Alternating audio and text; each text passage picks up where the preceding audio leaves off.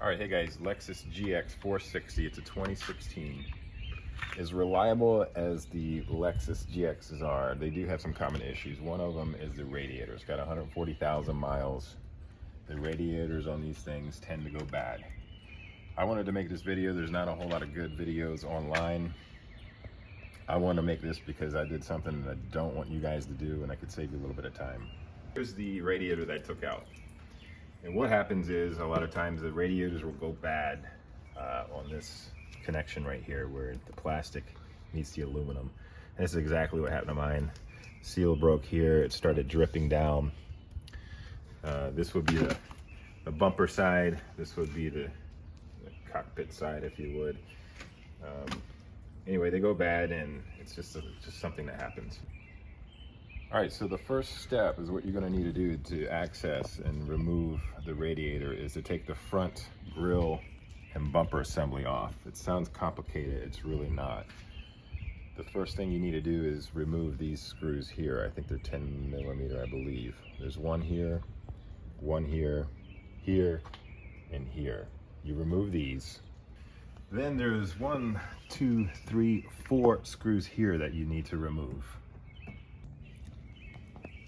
All right, then there's 3 more screws you need to remove. 1, 2, 3 here on each side. 2 screws on the center of the car that you need to remove, 1 here and 1 here.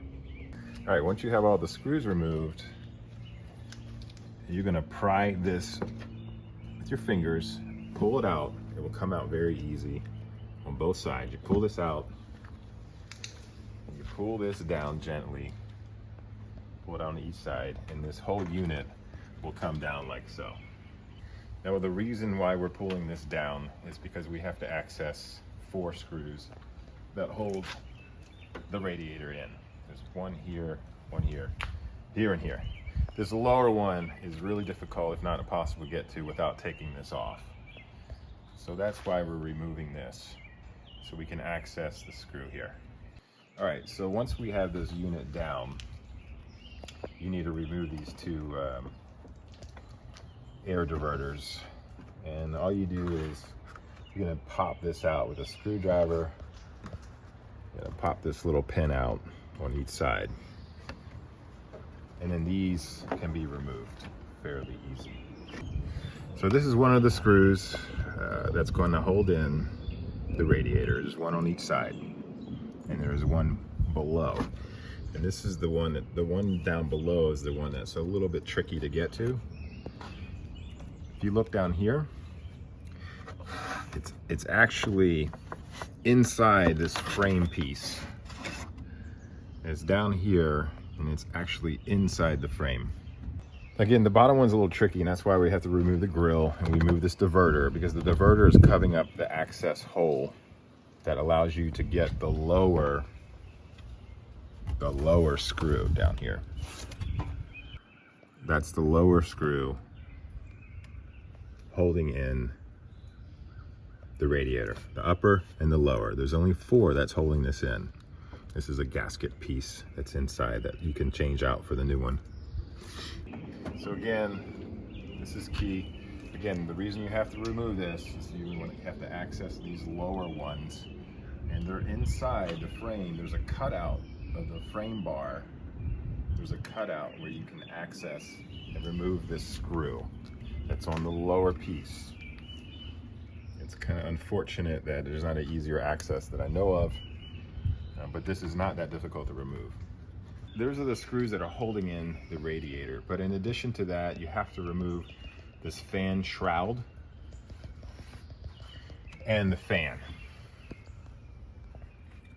So you remove the fan. There's 4 bolts to remove the fan, and then you have to remove the shroud. There's a bolt here, it's holding this overflow. There's a bolt here, and there's a bolt here.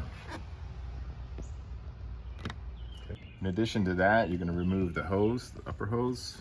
This clamp here holds it in. You're going to remove this. And then this is your transmission cool lines here. You're going to remove this. And then there's a lower one. This one's a little tricky to get to.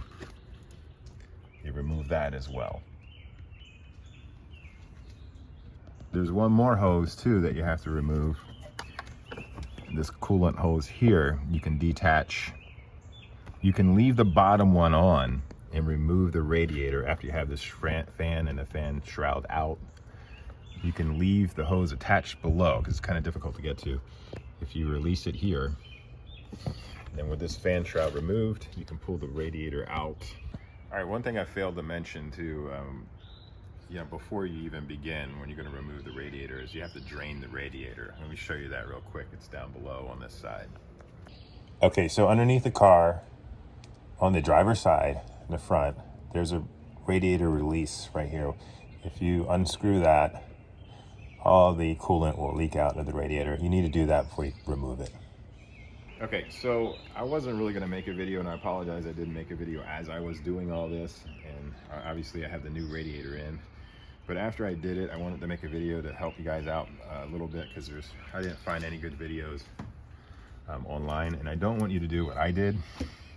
I'll explain that real quick.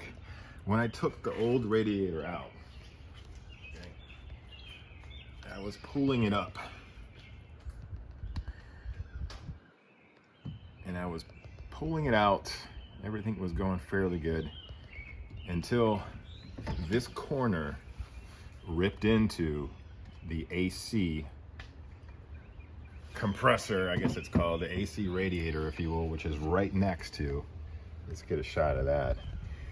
The AC compressor is right next to the radiator, and I gashed it, and a hissing sound, and all my Freon came out. It was kind of a disaster. I was able to get a new one and install it pretty quickly. But you definitely, before you take this out, maybe put a piece of cardboard or even a thin piece of wood. When you rip this out or pull it up, take your time and don't do what I did, because it added about $225 extra to my project and a lot of time and frustration. So all right guys, so that's basically it. It's really not that big of a project as long as you don't do what I did and gash into your AC compressor.